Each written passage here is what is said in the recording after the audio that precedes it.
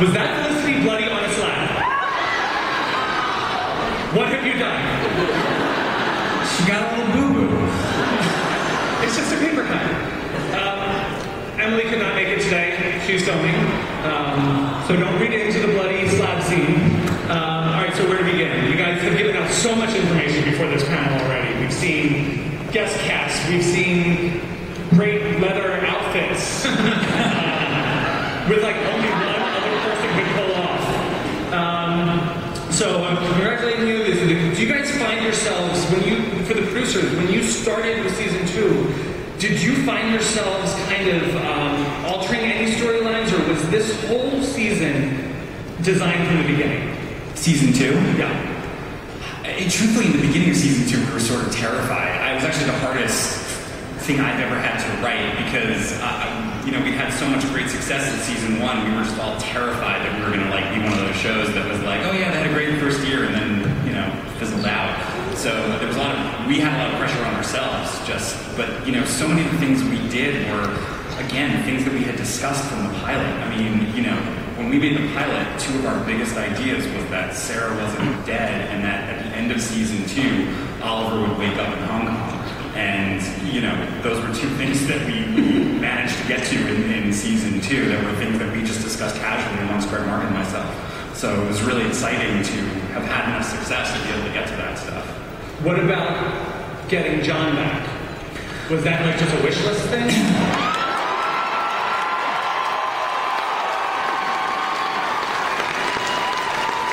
It's funny because, as you can see, I'm a big Doctor Who fan, and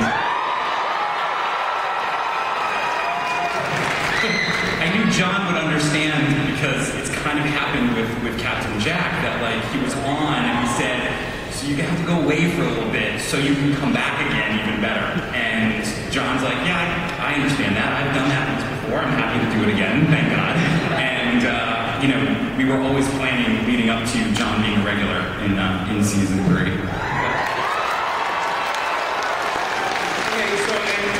You showed me something backstage that you guys already have season 3 mapped out. Yeah, actually we have a huge set of cork boards. Here, I'll show it to you. Yeah, that's it. So this is going to be all the spoilers you're going to get this season. So yeah, basically it's the whole season. As soon as my phone goes, I'll show them. Yeah, basically. That's it. See, there it is. Yeah. Working with these guys to say, let's take this guy to a deeper level? No, I don't write the show. I let those guys write the show. But for me, we talk season by season. But I always think of it like we are shooting our 48th episode right now, and we're always trying to make 48 better than 47, and 47 better than 46. And there were a couple of scenes in season 2. That press conference scene. There was I thought. A wonderful scene in the hallway between Laurel and I, and all the dramatic stuff surrounding Moira's death. I craved those opportunities, and I was really grateful. So when they present themselves, I try to be ready. Nice. And Colton Haynes. You always have to build it behind the screens. So Colton and Willa, you guys had some amazing stuff, especially at the end of the season this year. Really touching right before you went to the dark side, Willa. These guys,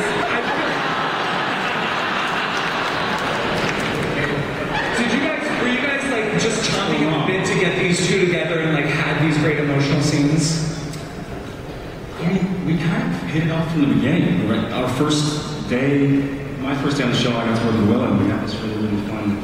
It was one of our first scenes was actually our kiss scene, which was pretty hilarious. Those are my favorite things that we got to shoot together in here. Well, hey guys, come on, They actually told us to do mouth to mouth. Oh yeah, this is one of my favorite stories actually. I'm not telling stories, but our first kiss scene, our director asked us to do more kissy. That's the way he ordered it. And so Colton and I were just like, okay. And he's like, wait, no, can you just do more mouth to mouth to mouth? Mouths. Yeah. And so I grabbed his nose and just breathed straight up. I thought that was kind of what he asked for. He asked for a mouth to mouth. So she has amazing breath. So it's great. and brought me to life. And so Willa is daughter like father? Have we found out yet? I mean, I was just having this conversation. Thea is going through something pretty crazy right now. And all I can say is I've been hitting the gym a little bit. I think that's like really the only thing I'm allowed to be hinting towards because, I mean, these gums are just so amazing. And how has it been taking her from like druggy prep school dropout to supervillain love child?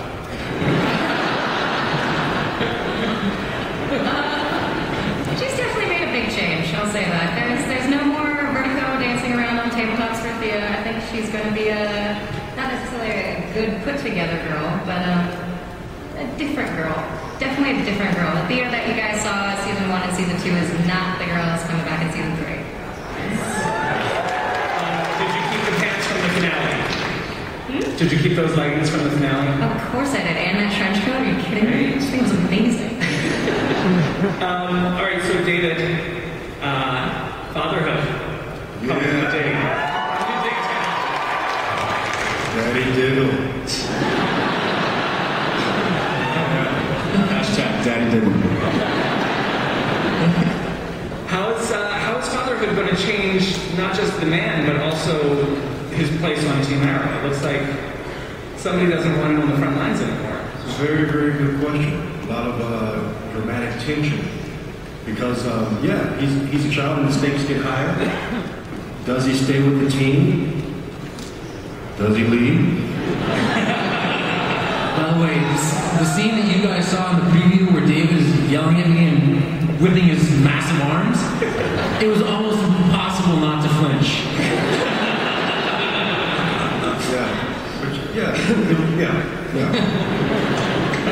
No, it's just a great. I mean, it was just a great story point to make Diggle a father. I think the stakes have gotten a lot higher.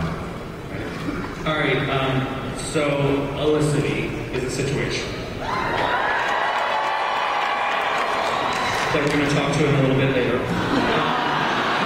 So, John, you are back.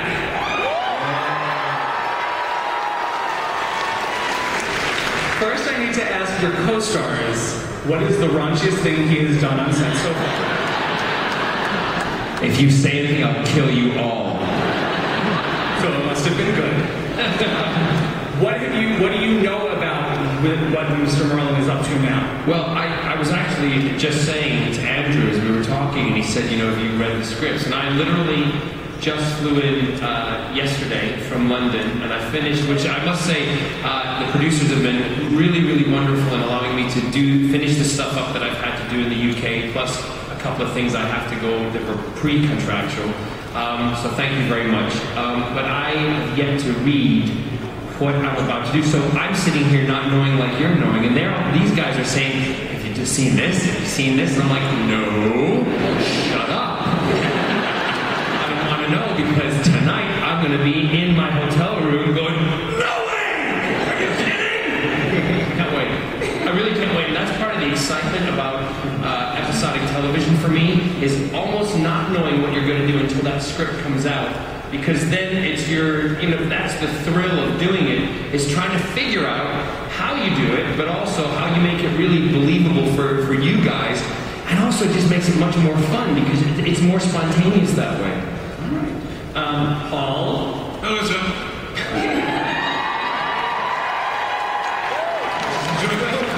I'm assuming he survived.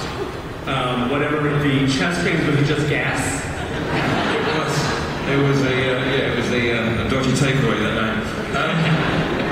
There was definitely an issue. Those chest pains, well, they brought me down, didn't they? But I appear to be on this panel, so I don't know. What do you think? We had to talk afterwards. The only problem with that is my hair fell out as a result of this heart situation. Well, now you're covering it with, it looks like a captain's hat? It does look like a captain's hat. This man has had the craziest police career. I know, it's been up and down. That shot was very heroic in that clip. Not directly. Can you tell us anything about what he's doing? Sorry? Can you tell us anything about what he's doing? Well, he's standing there with a cane and a lovely hat. Wait, Paul, you can stop with your British accent now. Can I go back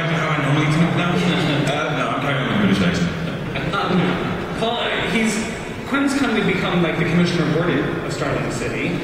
You said it, don't you? Any chance of us seeing him, this is for the producers, working with the CSIs of Central City? With the what? The CSI team of Central City. Well, that is an interesting question. I'd like to direct that to our producers on the right-hand side.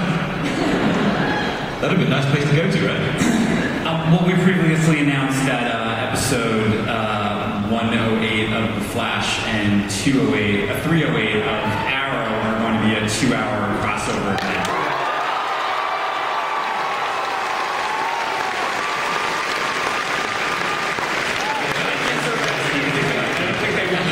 I don't think they want this to happen. No.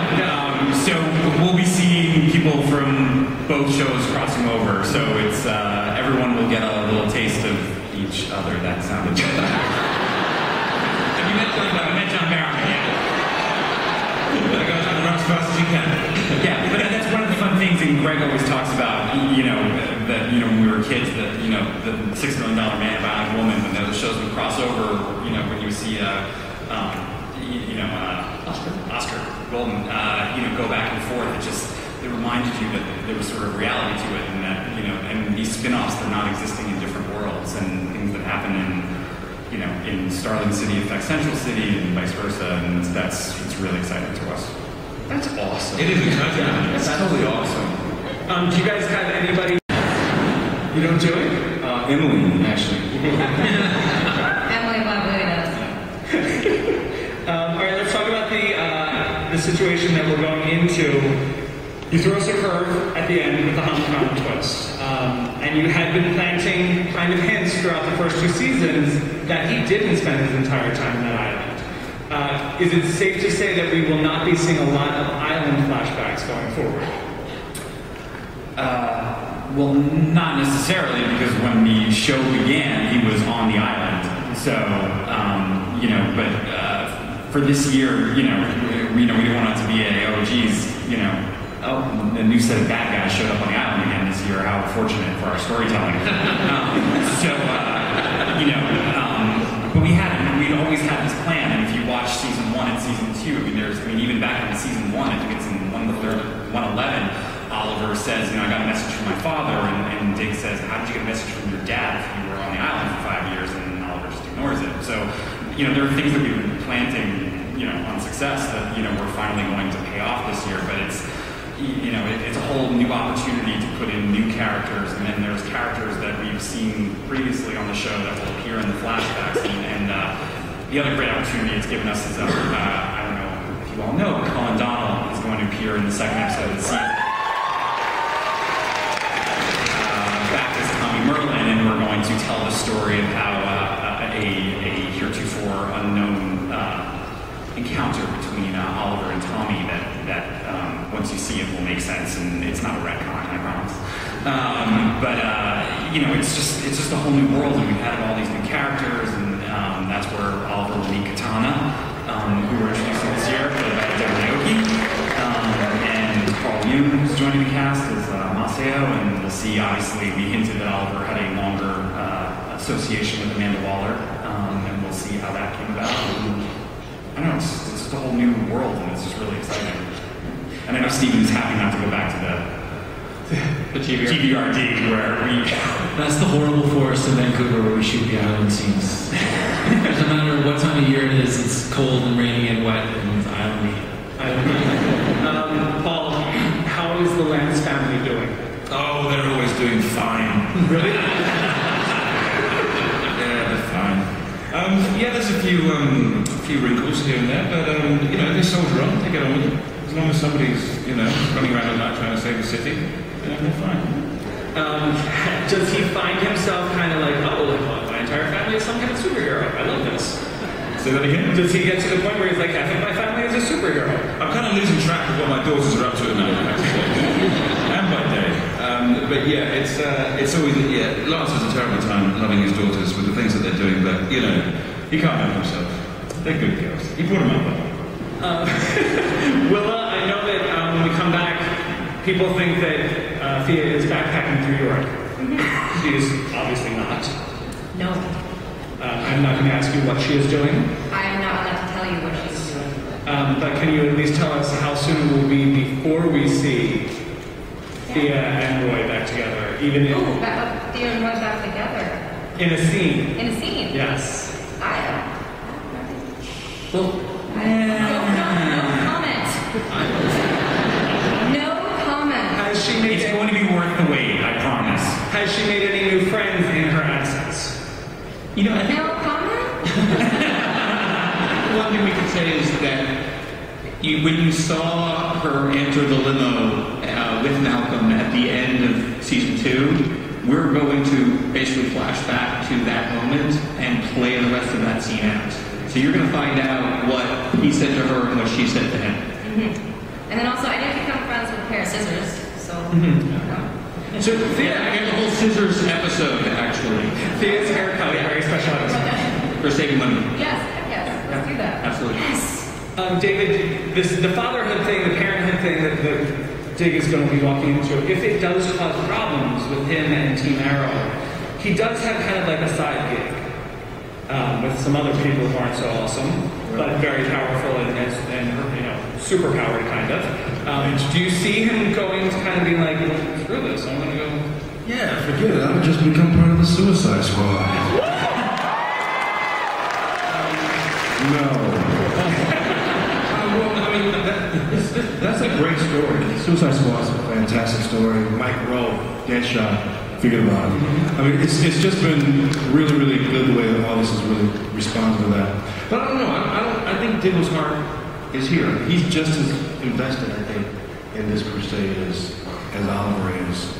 And you see some of that played out. Actually, one of the scenes that they showed in the trailer was that fight between me and Oliver. A big part of that is about how Diggle feels about his commitment to the city and this crusade. So no, I don't think there's any chance of him deliberately leaving the team, but you never know. All right. So my favourite scene of Baron. I always fast forward when it gets to Baron. There's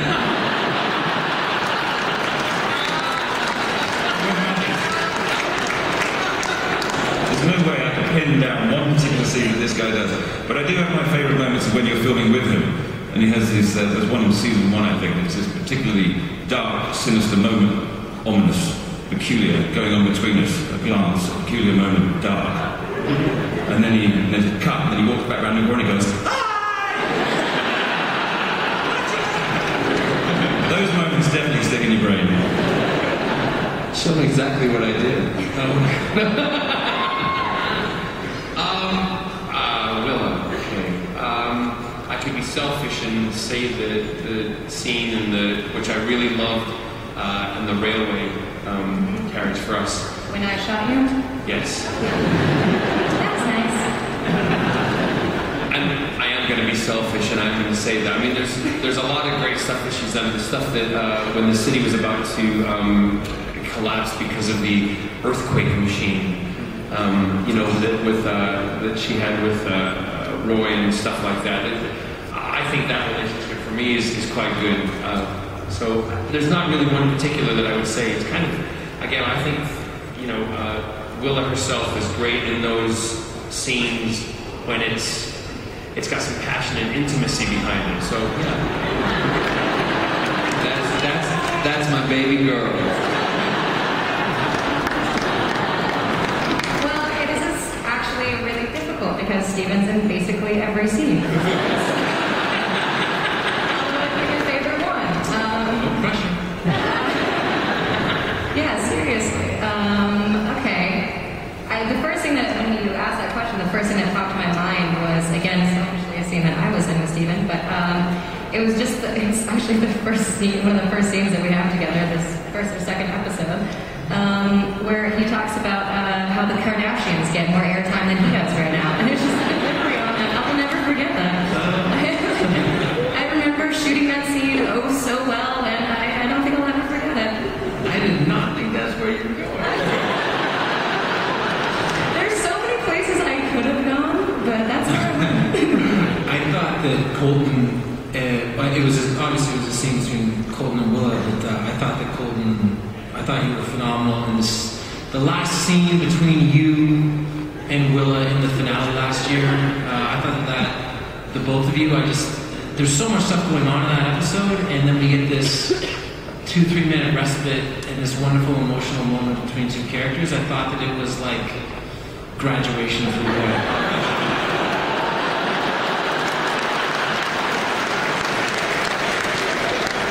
I'm really into it, okay? Thank you, Stephen. Well, that was really nice. Thank you. I'm sorry. Well, where do I start with this guy? So, actually, you kind of mentioned earlier, Diggle had a scene in the trailer where he's kind of frustrated because, you know, with having Roy and Team Arrow kind of come together, it's kind of hard to kind of for Oliver to delegate what people are supposed to do and, you know, who can do what. And I think that Diggle gets a little frustrated. And we got to film a really, really cool scene where basically he was saying, yeah, what am I supposed to do? I've been here since the beginning. And it was a really, really emotional scene. We got to see a really, really big character match from you. And it was really, really awesome.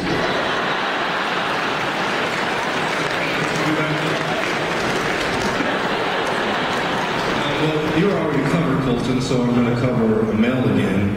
No, Stephen's attitude, because, I mean, you're already covered, and Stephen's the star, so I'm going to cover him twice.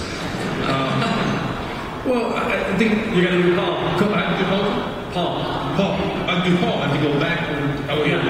It was a party. Paul's best, right? But I thought Paul's best. That's actually pretty easy. It's so much good work that Paul does, obviously. But there was a great scene where he thinks he has an opportunity to be with his wife again, and he doesn't. You guys know the scene I'm talking about? And he's right there. You see on his face like, oh, I can really be with you again. And she's like, no, boo boo.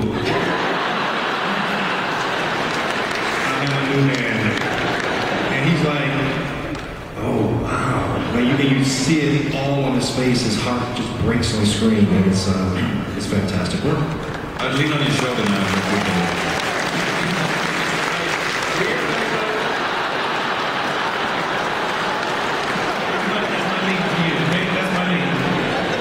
I think most of the people on this panel. Now we do this The episode where Moira died this season, I think just about everybody on this panel did some of their finest work, including Susanna Thompson, who is.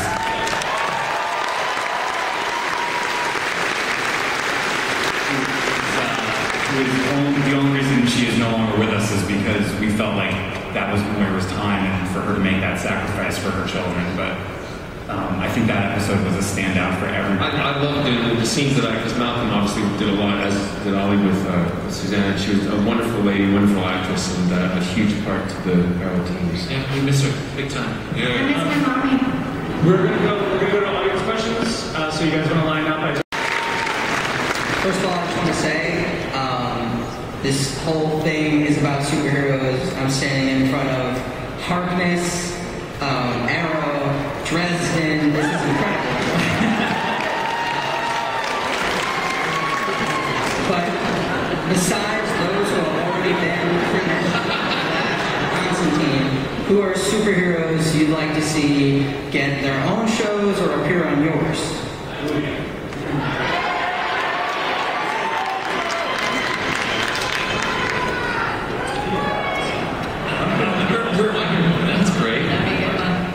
We've actually been really blessed. DC Comics has been so supportive of us. Jeff Johns is a partner with us on The Flash. And, you know, we've gotten, adding Katana this year, Robbie Amell, who some of you might remember as Steven's cousin, and the Star of the Tomorrow People is playing Firestorm on The Flash. So, we've really gotten to bring on the kinds of people that we wanted to bring on. We haven't made too many asks that we have not received. So I think all of us are pretty happy with the characters that we're getting. Thanks, man. What's up? Hi. Okay. This is for Steven. If it's not too much, I'd like you to repeat the intro for Arrow.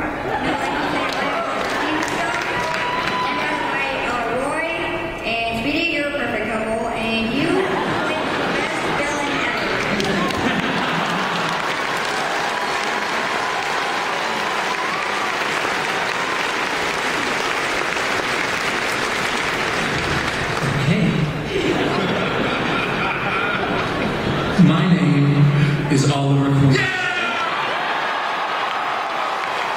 5 years, I was stranded on an island with only one goal: survive. Now I will return to Starling City to fulfill my father's dying wish and use the list of names he left me to bring down those who are poisoning my city. But to do this, I can't be the killer. I want was. To honor my friend's memory, I must be someone else.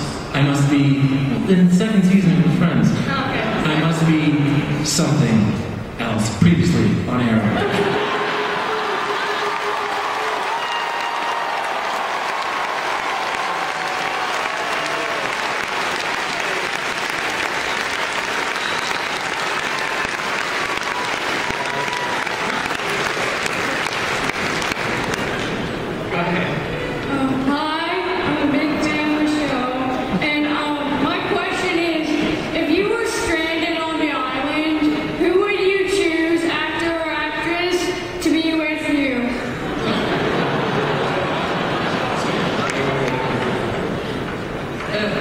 Let's just go down the line. Oh, me, of course.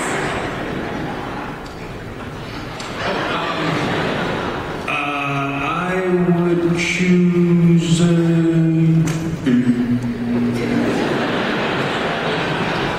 I'll choose Steve. I was going to say Diggle too. Purely for survival.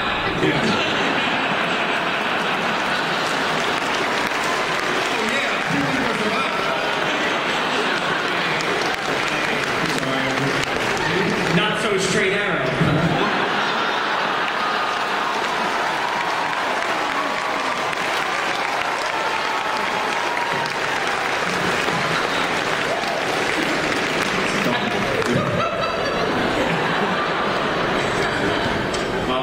I would choose. Who would I choose? I'd probably choose Thea. Wait, so we're choosing people from the cast? I'm not, sorry. I'm choosing Liza. Who? Liza Minnelli? I mean, come on. No, I would be on the island because I really like him as a person, and I also like him as an actor. James McAvoy.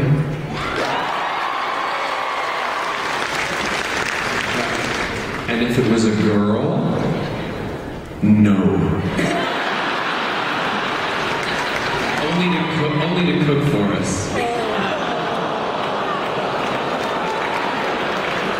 I am Malcolm Merlin, remember.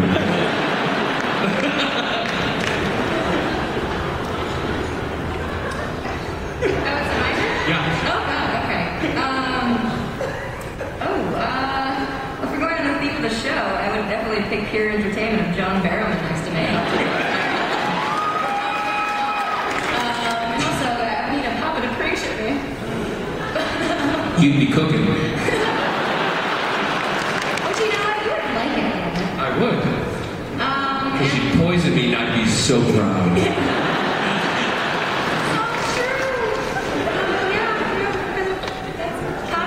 Papa Barrowman.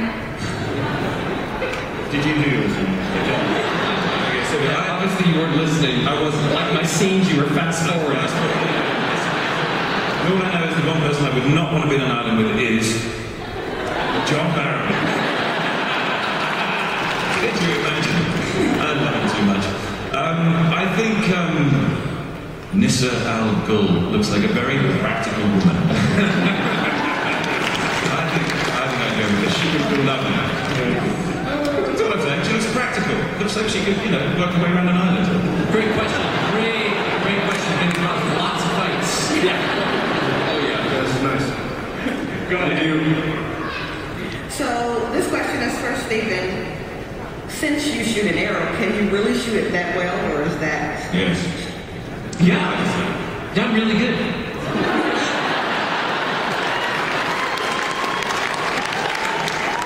And people ask me the question all the time, like, who would win a contest between Katniss and Hawk? Of course I would win.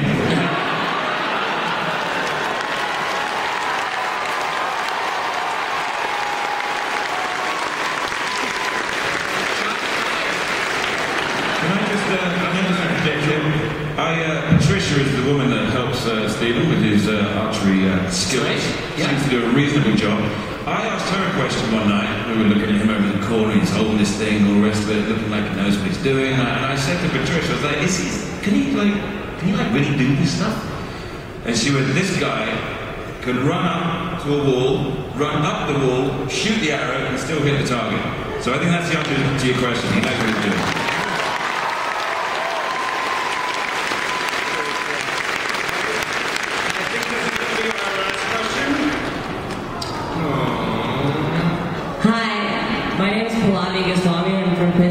Nice hat. Nice. Yeah, that's good. Oak Queen on the back, number 3. My question was for Emily, but since she's not here, I guess it's for Andrew and Mark. And since we never really hit on her backstory, and the only thing she's ever really said about her dad is that he wasn't around, what are your theories about Ivo being her father and that rumor going around? Ivo was not her father.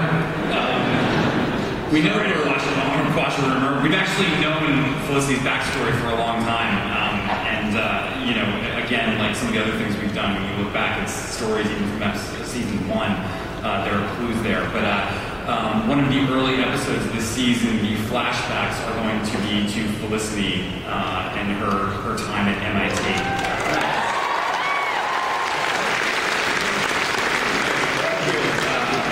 And the title of the episode is Oracle.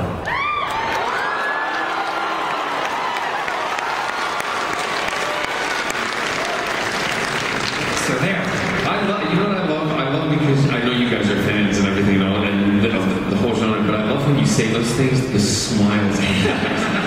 It is so wonderful. That's what's wonderful about being a show where everybody really is into what's going on. It's amazing. We never, in our wildest imaginings, thought that we would bring in so many different characters and bits of comic book lore, and we never thought. We were always picturing ourselves and going, how did this happen? I mean, we always thought, we'll have the show, and the show will be the show, and it'll be good. We never thought we would have, you know, Arsenal, and Huntress, and Deathstroke, and, you know, Canary.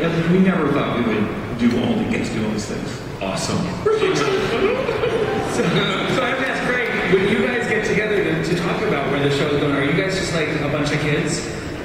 Yeah, I mean, we are. You know, one thing I want to take this opportunity to do, though, is thank everybody here tremendously. I think it's really a fan-driven show, and we're so appreciative, and so any opportunity we can.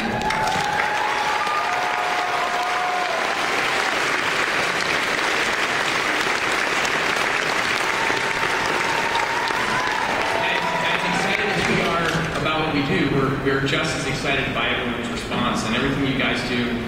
Twitter and Facebook and the conversation that happens, we take really seriously. So keep it going, and thank you for all your input. It has informed some of the choices we've made on the show. Excellent. All right, well, listen, I'm going to thank. All right, something? Thank you. What? Oh, thank you. Bingo Comic Con. Arrow for Justice.